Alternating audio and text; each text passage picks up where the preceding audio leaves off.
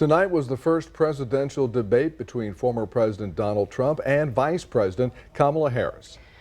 25 News Now reporter Trenton Whiting is live now.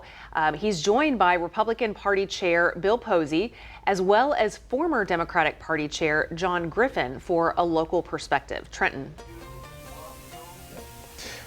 Shauna, Don, thank you. I'm sitting here with Republican Party Chair Mr. Bill Pozzi and former Democratic Party Chair Mr. John Griffin. Thank you, gentlemen, for joining me.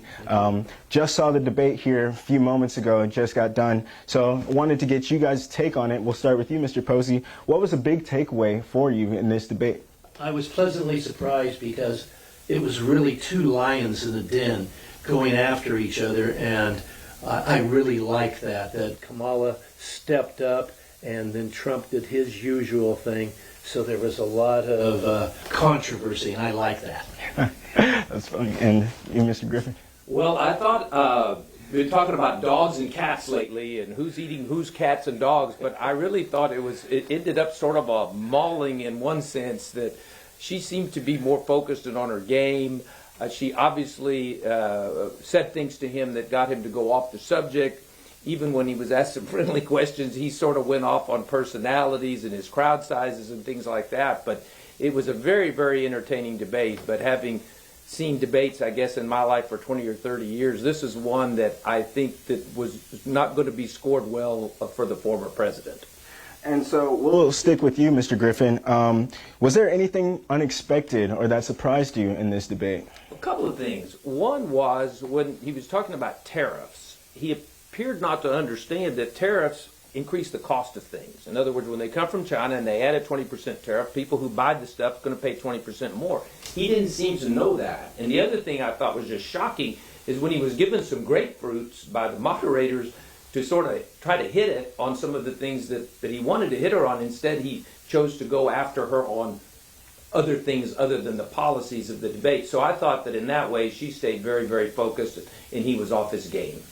And you, Mr. Pozzi, anything unexpected? Yeah, I expected that on this immigration bill that they have, letting 5,000 people a day come across on the border, and that was touted by Kamala as a good thing.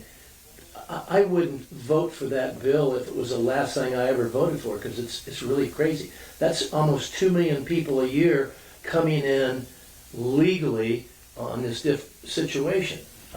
Who would vote for that? Well, except for Senator Langford, the Republican, conservative Republican from Oklahoma, was the one who negotiated the bill to get something that would make things better. And one of the things I think that Vice President Harris believes is we can never let the perfect be the enemy of the good. We need to do things better. Yes, sir. I'll remind y'all, we're just going to speak on the debate specifically, and I'll go ahead and leave off. I'll start with you, Mr. Pozzi. So just real quickly, how do you think this will affect their campaigns moving forward? I don't know. When people go to HEB, I think that's a deciding factor. Not what happened tonight, but what's happening in the grocery store. Aluminum foil, 120 linear feet.